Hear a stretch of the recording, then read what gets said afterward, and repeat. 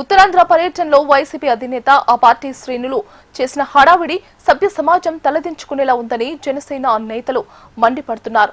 Uniform వేసుకున్న మహిళా police అధికారి పట్ల ప్రవర్తించిన తీరుకు ఖచ్చితంగా మూల్యం చెల్లించుకోక తప్పదని హెచ్చరిస్తున్న కాకినాడ రూరల్ ఎమ్మెల్యే పంతం నానాజీ, మంగళగిరి నియోజకవర్గ కన్వీనర్ శ్రీనివాస్తో మా ప్రతినిధి హరికిషన్ మరింత సమాచారం అందిస్తారు. వైఎస్ జగన్మోహన్ రెడ్డి ఉత్తరాంధ్ర పర్యటనపై తీవ్ర విమర్శలు చేస్తున్నారు జనసేన నేతలు. మరి ఎందుకు చేస్తున్నారో వారి మాటలో తెలుసుకునేటటువంటి ప్రయత్నం ఒకసారి చేద్దాం.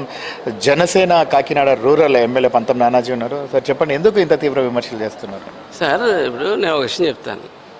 ప్రధానమంత్రి గారి ప్రోగ్రాం ఉంది రేపు 1వ తారీఖు. ఈయన చెప్తా ఉన్నాడు, అప్పలరాజు కొడుకు, ఏ అప్పలరాజు 23 సంవత్సరాలు చిన్న కొడుకున్న అప్పలరాజు, ఫస్ట్ క్లాస్ స్టూడెంట్ అయినటువంటి అప్పలరాజు కొడుకు, అంత గ్రేట్ అప్పలరాజు కొడుకు, ఒక గొర్రెలు కాపరి 45 సంవత్సరాలు వృద్ధుడు. అంటే ఇతని వయసు 53 సంవత్సరాలకి ఇతనేటో వృద్ధుడు చనిపోతే నష్టం ఏంటి అన్నట్టు కేసులో ఆ నేరస్తుడిని పలకరించడమే తప్పు. దాని గురించి పనిపెట్టి ఆ నేరస్తుడిని పలకరించడానికి వచ్చానని చెప్తా ఉన్నాడు.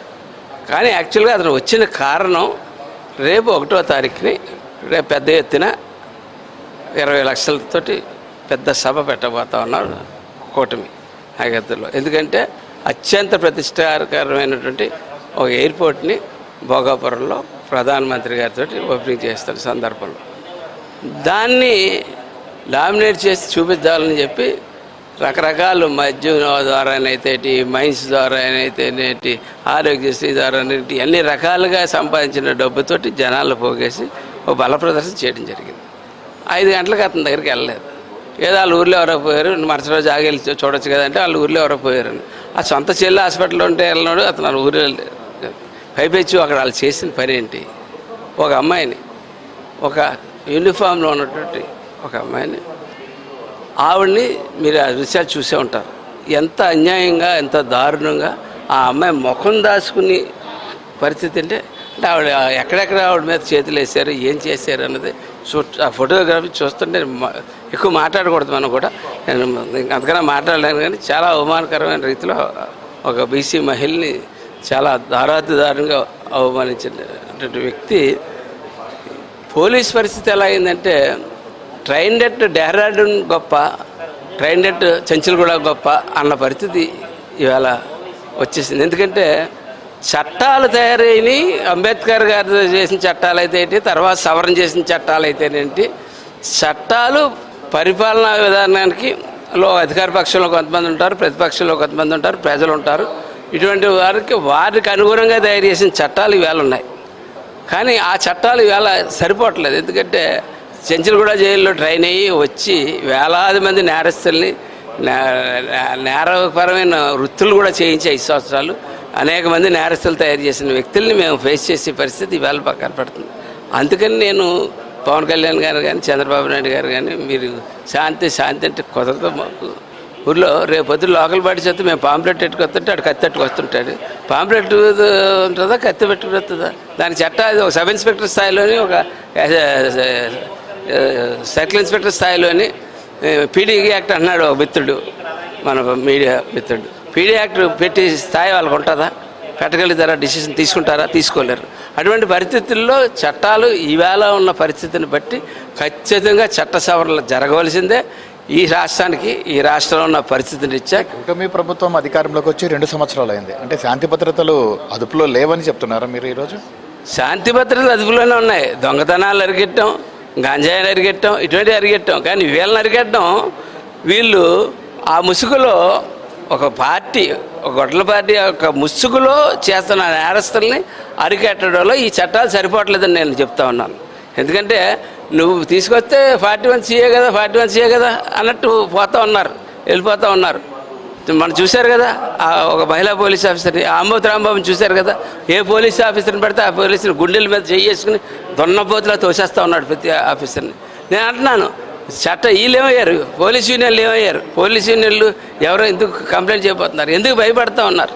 అంటే సినిమాల్లో అలాగా మన కుటుంబ సభ్యులు కూడా వీళ్ళు భయపెడతా ఉన్నారు. ఆ పరిస్థితి వీళ్ళు తెచ్చారు. కాబట్టి వీళ్ళ పట్ల ఈ నెంపదితనం పనిచేయదు.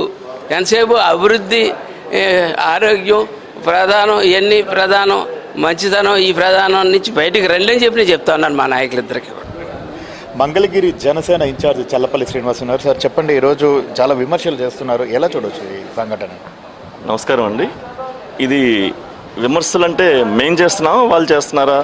మేము విమర్శలు కాదు, వాళ్ళు చేసిన తప్పు అని చెప్తున్నాం. దేనికంటే ఈ రోజున ప్రభుత్వం ఎంత చక్కగా ఈ రోజున పవన్ కళ్యాణ్ గారు తను తగ్గించుకొని ఒక కూటమి ప్రభుత్వాన్ని నడుం కట్టి ఆ రోజున 5 సంవత్సరాలు వైఎస్ఆర్సీపీ చేసిన విధ్వంసం, దానివల్ల ఒక తరం వెనక్కి పడిపోయింది.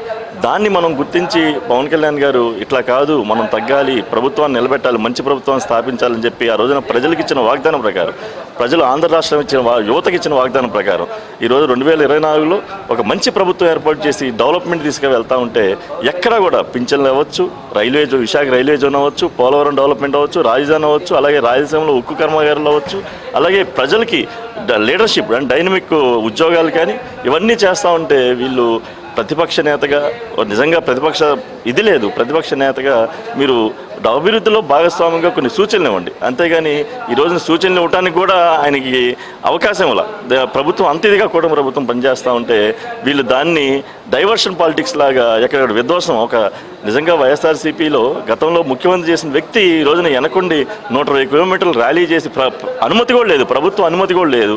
ఒక ప్రధానమంత్రి వచ్చే ప్రోగ్రాం ఉంది త్వరలో, దానికి తగ్గ కట్టుదిట్టమైన ఏర్పాట్లు చేస్తూ ఉంటే అలాంటి టైంలో పర్మిషన్ కూడా లేదు. అలాగే చెంచల్ కూడా జైల్లో ఏదైతే శ్రీకాకుళం జైల్లో ఆ సిదిరి అప్పలరాజుని అరెస్ట్ చేశారో ఆయన ములాఖత్ చేసేదానికి 5 వరకు టైం మీకు కూడా తెలుసు, కానీ మీరు దాంట్లో కావాలని ప్రలాంగ్ చేసి పోలీసుల మీదకి, జనం మీదకి, అధికారుల మీదకి రెచ్చగొట్టి చేస్తూ ఉంటే దీన్ని మేము చూస్తూ ఊరుకోం. ఎందుకంటే వీళ్ళకి ఇలాంటి మామూలు జనరల్ చట్టాలు పనికిరావు.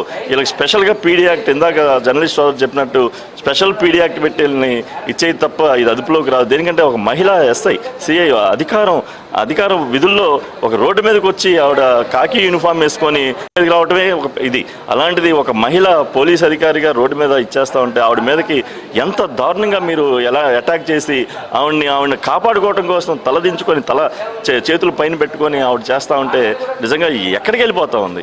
దీనికి మేము చెప్తా ఉన్నాం, మీరు ఇది చాలా తప్పు, క్రిమినల్ పాలిటిక్స్ చేయడం కాదు. నిజంగా మీకు ఇది ఉంటే, జ్ఞానం ఉంటే మీరు ఒక సలహా ఇవ్వండి ప్రజల తరఫున, అది హర్షిస్తామని చెప్తా ఉన్నాం. Thank you. సో ప్రస్తుతం ఉన్నటువంటి పరిస్థితుల నేపథ్యంలో ఏదైతే వైసీపీకి సంబంధించి పూర్తిగా శాంతి భద్రతలకు విఘాతం కలిగించేటటువంటి ప్రయత్నం చేస్తున్నటువంటి నేపథ్యంలో వాటిని కట్టడి చేయాలంటే ప్రస్తుతం ఉన్నటువంటి చట్టాలను ఖచ్చితంగా సవరించి తీరాల్సిందే. ఎందుకంటే పోలీస్ యూనిఫామ్లో ఉన్నటువంటి అధికారులకే ఈ రకమైనటువంటి పరిస్థితి ఎదురైతే ఇక సామాన్య జనం పరిస్థితి ఏ రకంగా ఉంటుందని చెప్పేసి కూడా జనసేన నేతలు తీవ్రంగా విమర్శిస్తున్నటువంటి పరిస్థితి అయితే తాజాగా ఉంది.